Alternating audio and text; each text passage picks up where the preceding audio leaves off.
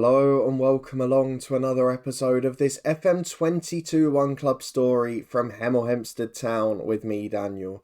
It's part 57 of the Tudor Times today, and I've said this virtually every season for the last 4 or 5. I think we've been saved by postponements. We're back for an FA Cup tie which has been rearranged for the 3rd time at home to Crawley. And if we win it, we'll certainly be back for the 3rd round, because the winner heads to the Emirates to face Arsenal in a massive money-spinning tie. But in the meantime, we've got to look at League One, because we've had some injuries that have cost us some crucial results. But we've also had postponements that have delayed other games, and that means we've not dropped as many points as we should. Again, the average points per game is very low behind the top 2, but Charlton and Coventry are looking like running away with it at the moment. So if you're looking forward to seeing how we do against Crawley in the FA Cup, then away to 2nd place Coventry in League One, please do put a thumbs up on the video. Of course, the postponements mean we've got a hectic fixture schedule over the winter period, and it may well end up harming us with a slightly smaller squad. But if you want to stay up to date and find out how we get on the rest of the season, subscribe down below and turn that notification bell on for daily FM22 content. We had deadline day yesterday in the head coach. You can find the new season up in the eye above if you've missed it. There's also links to the podcast channel for regular football content. And there's also the Twitch live streams. You can find that link up there too. But a massive thank you for your incredible support as we come back for FA Cup Day. 2nd round at home to Crawley. Should be a winnable game on paper, but it's been rearranged twice. We've now had nearly 2 weeks off. And there's going to be some rustiness in the legs. Let's go and have a look at the schedule for what's been happening since you were last with me. You were here for Rotherham and Luton, where I think it's fair to say we were probably at our peak so far this season. We followed it up with a 3-1 win against Oxford to finish the month in style. That was Ricky J. Jones at the brace and Will Swan getting a goal for us. Against Notts County at the start of November, Javan Malcolm and a brace from Leon Bullock got us a point in the end. A late equaliser just pegged us back in that one. A 1-0 win at Southend in the FA Cup. Kenny Greig in for a rotated side. He got the winner there. A 1-1 draw against Watford in the EFL Trophy. It was Scott Egan who got the equaliser. We lost on pens, but we still got through, as you can see further down. A 4-1 win followed against Burton Albion. This was where things got a bit tricky, because Ricky got an injury just before these games, and it meant he was unable to play for 3 or 4, and you can see the impact it's had on our goal scoring prowess. Leon Bullock though did get 2 in this one. Egan and Swan won apiece. A 2-0 defeat against Exeter. Javan Malcolm got a knock too. We ended up with Parry playing up front with Swan and no backups for most of it. It was never going to end well. Against Barnsley, those two started the game. Kenny Craig came on and scored one, but it's just not the same as having that constant threat in behind with Malcolm and Ricky J. Jones. Thankfully though, away at Lincoln, we did have Malcolm back. Parry got himself a goal. Leon Bullock scored again. He's probably been the player of the season so far. And despite going behind early on, we did get back to winning ways. A 2-1 defeat followed against Coventry. We rested players because as it stood, we had a game in the FA Cup that Saturday and a League One the midweek. That's all been rearranged now though. So we fell out despite a Coventry own goal. We didn't really have a great deal on the bench. We couldn't make huge changes. So you can see it was Brian Watt and Malcolm, the first teamers who came on. But now we've got this horrible fixture congestion. Morecambe has been put to where FA Cup 3rd round day is. That's the game we should have played in midweek. That's now, I assume, going to be moved to sort of one of the midweeks near the end of the month if we get through.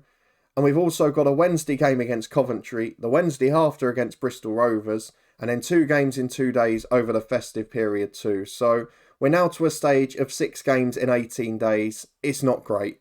And it's going to test the squad in full. So there's 1 or 2 games we might have to sacrifice.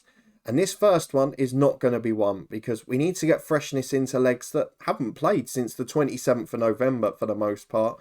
And for some of them, they're coming back to fitness too. Of course, the delay means we know who we would be facing in the 3rd round. I just hope that doesn't add any pressure, because Crawley have got a good side. We want to have a good one too. Now let's go and see if we can pick a good 11 to send us on an FA Cup run.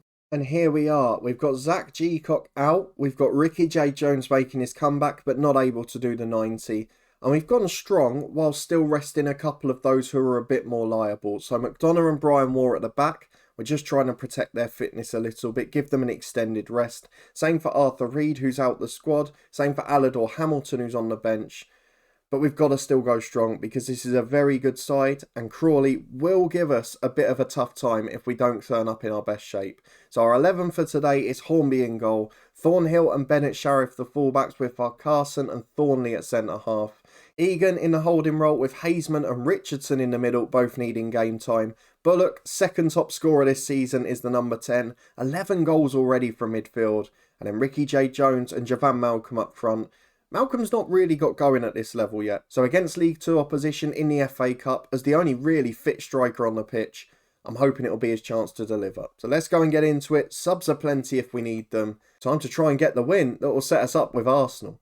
And here we go. Crawley Town got some good players in that team. Dylan McCanday, bit of a legend for us in FM20 with Cliftonville, but even the likes of Kemp and Benny, Deli Bashiro in the middle, they're good footballers. It's a really good side this. I'm just wondering which Bramble that is. I was just checking in case it was TJ, but it's not. They've got a couple of good subs as well. It's a very good squad. But we should be stronger. I know we've got some younger players in the team today. Some of those we signed in the summer. But it's a League 1 standard side. And if it's at its best, with the front two back in full, we should be able to get the goals. Let's go and see if we can. Well, a quiet 20 minutes, but we know we're good from set pieces as Malcolm puts in a corner. Thornhill loses out in the air as it falls for Egan. Back to Richardson. Great curling effort that is. McMahon tips it over the bar. It's going to be a corner from the other side this time. Malcolm, the best taker on the pitch, delivers to the back post to Egan. His header's over the bar. It stays 0-0, but they're the best chances of the match, and they've come for us so far. Though it's a Crawley free kick at the other end, there's a man unmarked, 12 yards out there on the penalty spot. I'm watching him. It's straight into him. That is so frustrating. And this is the bit of FM. I don't care what tactic you have set up from a set piece. If you can see a man in 10 yards of space in the box, someone will go and mark him, won't they? There's got to be the element of common sense in there too. As Carson comes forward from the kickoff, and at the moment, we're blowing a really big opportunity. We've not really seen Ricky get into the game yet. Javan Malcolm's only been taking corners so far. It's not the start we were hoping for though. Bullock releases Jones. He's in one-on-one. Oh, he's hit the post. So close on his left foot, but good to see him getting in behind. It's a promising sign, but at the moment, one shot on target, one goal for Crawley, and it was all of our own doing from a set piece. As we're back again with 7 minutes to half time, Richardson in the middle to Hazeman. Jones releases Malcolm, the defender's with him. Why has he gone first time there? He's got the pace, Javan Malcolm. I don't really understand why he's tried to shoot from that distance. He's going into another poor run, and I feel we might need to replace him with Parry long term. Or maybe even get another striker in, because if Rodell Richards had joined, he would have been a backup this year. As it is, we've got to give these lads a kick up the backside. And we might have to keep Ricky on for 90, because financially, we probably can't afford to lose this. Though early in the second half, Carson's got it to Richardson. Not even a minute played yet in his second period. Thornley at the back, another one who's developing well. Goes left to Thornhill, over the top to Malcolm. I think he was onside. Doesn't matter, he doesn't finish again. Tipped wide, it's a corner kick. I'm a little frustrated by his form now. He's got a corner kick though, can he find the right delivery? Up to Egan, loses out in the air. Bullock will bring it down. Well outscoring Malcolm this year, goes back to Egan again. Finds Bullock by the byline, 2 or 3 in the middle if he can find them. But the cutback's not good enough. McCanday brings it away and Crawley survived. Been a good start for them. And I don't really think we look like scoring that much. Right, we're coming up to the hour mark. There's a couple that have had poor games, so I'm going to take off Callon Hazeman for Alidor Hamilton and just switch those two round. I'm also going to take off Javan Malcolm for the super sub Stuart Parry. I know he's a bit nervous, but he always delivers when it matters. And we'll leave the last one 5 or 10 more minutes, because Ricky J. Jones really should come off, but I can't risk going out, can I? I'm going to have to go more positive, because we've completely dominated the game and just not taken a chance. And they look like scoring every time they come forward, which hasn't been often, thankfully. Here's Bramble on the left-hand side. He cuts it into Perry. Finds Smith. Turns and shoots. It's over the bar. We've got to demand more. But what do we do at this point? Jones is about to have to come off for Swan. And I think we're going to go out the FA Cup. In a game that we've been dominant. In a game that we should be winning against lowly opposition. And although we've won those last couple of games in the league, we've just started to fall off a bit. Though Egan's in, saved by the keeper and off the line. We're pushing, we're knocking on the door, but that goal scoring threat is gone. Jones has been out. Malcolm's not really scoring. And we're reliant on Bullock, the number 10, who so far hasn't had a shot in this game. Not that we've seen anyway. We are out of the FA Cup. It might reduce fixture congestion, but we were really poor. We don't look like scoring at the moment. And it boils down to what we've seen in the last few league games. If Ricky J. Jones is injured, we aren't a great side. And I think we need another top striker to deal with that. We tried to get Richards, of course, but at the moment, with Javan Malcolm out of form, with him now not even attracting that big money move, I'm not sure where it comes from. We've lost out on the opportunity to play Arsenal, to make £500,000 in a day. And yes, it allows us to focus on the league, but it's really not a great situation. A quick shout out for Harry Thornley, best trainer at the club, played well again in that game.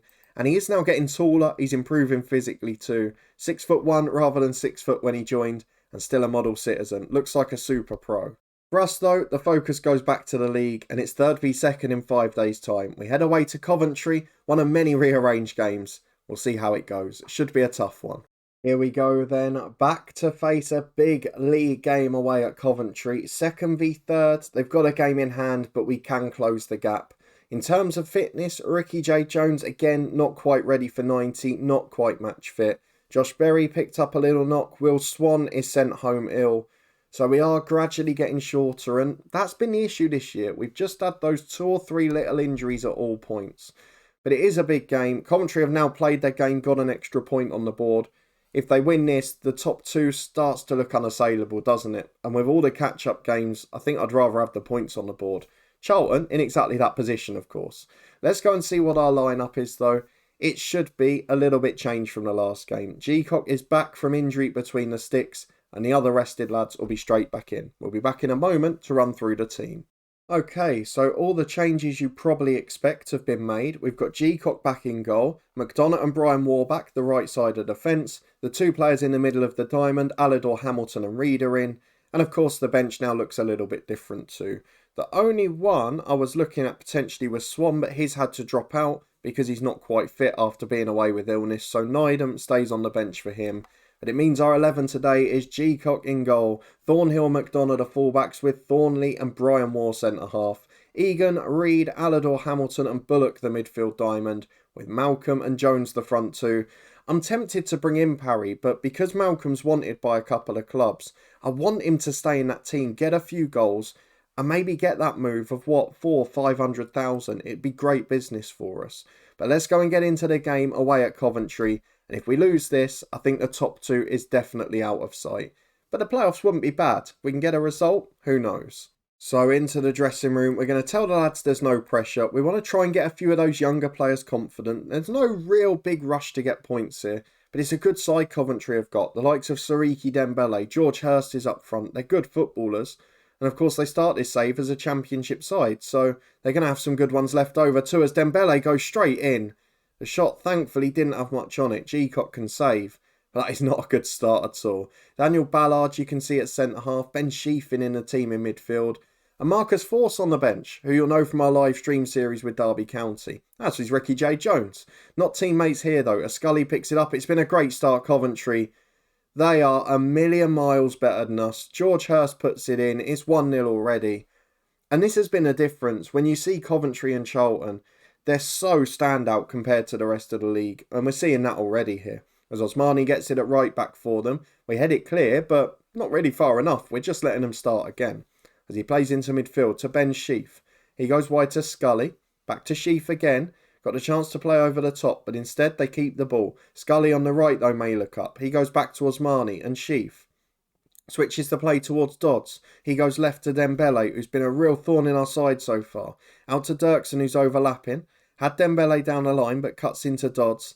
It's been a really composed start from Coventry. They're completely dominant. Sheaf goes wide to Scully. There's 3 making a run into the middle. Hurst is one of them. G-Cock saves to his right. At this point, it's making sure it's only 1 because they are utterly dominant in this game. As Alador Hamilton gets it down in the middle. Our first chance to attack. Ricky J. Jones back to McDonough. Bullock to Egan.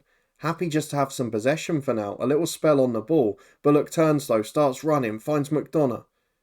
He could have gone forward, but again, they're taking a safe option. It's almost like what we saw early in the season this. Though Reed releases Bullock, that's better. Ricky J. Jones, just wide of the post. If he's match fit, he scores those chances. At the moment, though, that's not happened often enough. As Ballard goes back to his keeper, Coventry playing out again. At least we are slowly growing into this game now, though McDonough lets that bounce rather awkwardly. Egan gets it, though, to McDonough again. Brings it forward over halfway. Instead is forced backwards again, though. They're pressing us really well here, Coventry. I just hope they can't keep that up for 90 minutes. Will the FA Cup tie have affected confidence as Egan, back to Brian Moore, to McDonough. Don't forget, we've still officially lost 2 of our last 3 league games. We've lost in 2 cups as well. It's only 1 win in 5 as McDonough again forced backwards. These are not key highlights. We're just watching the ball get passed around in the middle. Bullock again finds Malcolm. Can we finally make it happen? Reed releases him. Malcolm's in. Hasn't scored many this year and is forced wide again. But crosses towards Jones. It's overhit. Back to Alidor Hamilton. Hits his own man on the way in first time, Bullock. Falls straight back to him. And Alidor Hamilton on the rebound smashes in. It's 1-1. It's just about back on level terms. As we're back with Coventry again. Dirksen picking the ball up on the left to Dembele. We've seen a lot of possession in the middle of the pitch, which for key highlights is really odd. Dembele goes back to his fullback again, into his centre half, and now Dodds to Sheaf. Can they get the side overload on? They can, out to Scully. He's one-on-one with Thornhill, goes back to Asmani, and he can take on his man. Where's the wide man in the diamond? Not getting out quick enough at all. G-Cock makes another good save from Hurst's header, and we survive it. It's up to Jones who holds up. But I'm really not impressed with Arthur Reed so far. Lot coming down that Coventry right as Ricky J. Jones gives it away. Playing behind to Malcolm. Stop trying to go to feet. Why are we being so cautious on the ball today? I don't know. Sheaf again in the middle is dominant and Coventry go for the big switch. Ballard out to Dembele. Back to Dodds. Wide to Dembele again. Cuts inside his man. Shots just over the bar. It is all Coventry and we're just fortunate to be level here. 10 minutes to the break. We've tried to encourage the lads. It's made no difference. It is all the hosts, and how they're still level, I don't know. As Stewart gets it in, George Hurst heads wide. Has missed a couple of very good chances here. Really, they should be comfortably ahead. As we're back with G-Cock, playing out from the goal kick to Brian Moore. 4 minutes to half time, and if we can somehow find a way of going in ahead, it would basically be daylight robbery. As Bullock gives it to Reed. He finds Javan Malcolm. Jones a little bit cautious when trying to make that run in behind. Instead lets Bullock do it though. And Leon Bullock, for whatever you say about anyone else this season, has been utterly sublime and very reliable in front of goal. Slides that one into the corner from 20 yards. Ricky J. Jones with the assist. Not quite confident to make that run in behind yet, but still providing the pass. It is Coventry 1, Hemel Hempstead 2 at the break. And I have no idea how. We've had 3 shots on target. They've been dominant, but George Hurst is giving us a chance at the minute. As we're out from the back again with G-Cock, just past the 50-minute mark, Brian Moore goes forward towards Jones and Bullock, to Javan Malcolm, back to Reed. Neither of the strikers really getting in behind much as Malcolm chases that one, but it's straight through to Poulton. I just want one of them playing on the shoulder, which you'd expect and normally see from them. So it's a long kick for Coventry, McDonough deals with it. Back to G-Cock. So it's going to be another one of those big long highlights we don't need to see. Or will it lead to a goal as Thornhill finds Reed to Egan. In that deep roll, plays a 1-2 with Alidor Hamilton and then looks for the ball up. Jones finds Bullock. He's got 2 running off him. Goes wide instead to McDonough, who's flying down the right wing. Inside to Hamilton. Loads of options. Jones was miles offside. Hits the post anyway. It doesn't matter. But it was a good 3 or 4 yards, so never going to be in doubt. As we're back again straight away with Bullock, we certainly look better at the start of the second half. Egan plays into Hamilton to Bullock, creating a lot more space in there. Ballard gets a touch on the through ball, but it falls for Malcolm, who again, not got the confidence to go in and take on the keeper. He's just shooting from distance, and they're pretty easy to deal with. It's a corner kick again, which Reed will take, up towards Egan. Hurst heads away. It stays 2-1, but we look much better now. Well, 25 minutes to go, and looking at the forward players, there's been a couple of poor standouts. So Arthur Reed will be replaced by Hazeman. Stuart Parry will come on for the ever poorly performing Malcolm. And we'll leave the last one 5 or 10 more minutes. But so far, considering the performance in the first half, we're delighted just to be ahead. Well, 15 minutes left, and I know Egan's not quite fit, but even if I take him off now, he's not going to make the weekend. I haven't really got a great sub for Jones, so what I'm going to do, so I'm going to take off Thornhill for McGinley, bring on a bit more experience at the back, and just hope that makes a difference, as we've got a free kick 30 yards out. Bullock will take it. I mean, he's done everything else this season. He might as well. Goes for the corner. It's a good save, Poulton. Jones gets it down. He's offside though on the rebound. It stays 2-1. 15 to hold on. And this would be a big result as we're back with Parry in their 6-yard box. Ball across goal which was cleared and it's out to Egan. Hazeman picks it up in the centre of the diamond. That early season form just dropping off for him too. Maybe it's not having a fit Jones to play the balls in behind for. As Alidor Hamilton to Egan. The man McDonough's on the right overlapping again. Brian Moore can look for him and does just that. McDonough has acres of space to go into. Releases Ricky J. Jones. Shot straight at the keeper. It's good football again. We've just not quite got it ticking at the moment. You saw last episode, there were 4s, there were 5s, we were ruthless. It's not here at the minute, but this second half has been the best performance in at least a month. So we've got to be pleased with that. We've got 2 minutes of stoppage time to hold on. We've dropped to a cautious mentality. And it's a Coventry free kick. Dembele in for Birch. What a save from G-Cock. The flag goes up, but he wasn't to know. And that's why your first choice keeper's important. They've left 4 up front. Just play it long, please. He does. Goes wide to McGinley on the left, who's got acres of space. He comes forward. The final whistle goes. It is a crucial and largely undeserved win. But after a really poor first half performance, it was great character and a good comeback from the lads. I'm not sure how many will be fit on Saturday, and this is the problem with 3 games a week. But for now, we move 2 points behind Coventry. We've got a great chance of chasing the top 2. It's still very tight at the top though, so we're not going to get too excited. The Luton manager has been sacked, and Bullock, not for the first time this season, is man of the match. But let's have a look at the schedule for when we're going to return, because my plan initially was that it was going to be the Arsenal game. I rather arrogantly expected to get through. I think what we're going to do now, unless there's any shocks, is we're going to get through all of the rest of this month and January, and we'll come back for either Accrington or Crewe and transfer deadline day. Because if things go well, I'd like to sell Malcolm and I'd like to get 1 or 2 in. So it may be a more eventful transfer window in January than it has been the last year or 2.